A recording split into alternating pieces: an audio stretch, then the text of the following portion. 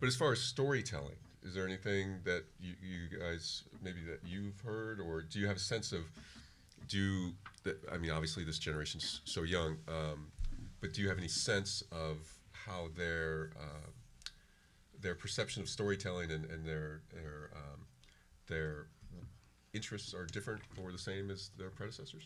I mean, I think people still love stories. I mean, that's nothing different. What's really interesting about this younger generation is how creative they are and how they're creating a lot of these stories. And one of the things that's massive with Gen Z are these blogs where they write short stories and they post them and then they critique one another and they're creating and sharing with one another. So they're not just consuming. And I mean, all the fan fiction that this generation creates is massive. They're creating a ton of it because they want to go even further. I mean, that's one of the things we see with them too, is they're just content vultures. If they find a world that they love and you're not even giving them more of that story, they're going to create it for themselves so that they can keep in that world and keep in that experience. You've called them viral and vultures. You don't like these kids.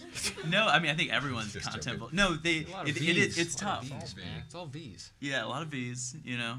But that's the interactivity of the whole thing, which is you're coming up with an idea, or what we do if we're creating it, like Ben 10, for example. I mean, it was just 4 guys who came up with an idea and a character and a concept, and it turned out to be have enough room for that interactivity of the audience that, you know, those kids bring as much to the show as the show itself brings to them.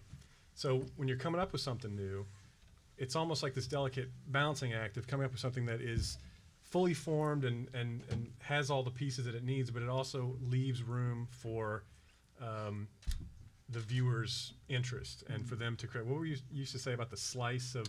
Well, yeah, we just saw the Coca booth outside. The Korean content group brought Man of Action over a couple of times to talk about universe building. Yeah. And what we always would convey to their emerging creators over there was that you have to build an entire universe, but an audience can't consume it. They can be overwhelmed by that. And so you slice. So the show is a slice of an entire universe.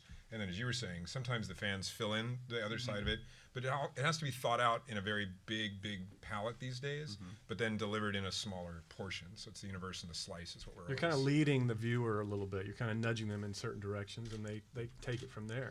Well, and the authority, the authenticity thing that you were talking about earlier too, they know if you have it. They know if you're punting. They know if you're making it up as you go along, lost. and they don't like it. Right. I didn't say anything like that, but there are things that do work that way, and I think older generations didn't mind that. I think we were fine with that, but they really want to know that you care enough to have thought about every detail because they're thinking of every detail.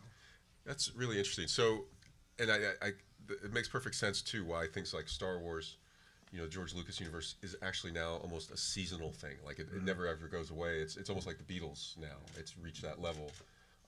Tolkien, and these are Tolkien was in a way one of the original universe sort of storyteller creators.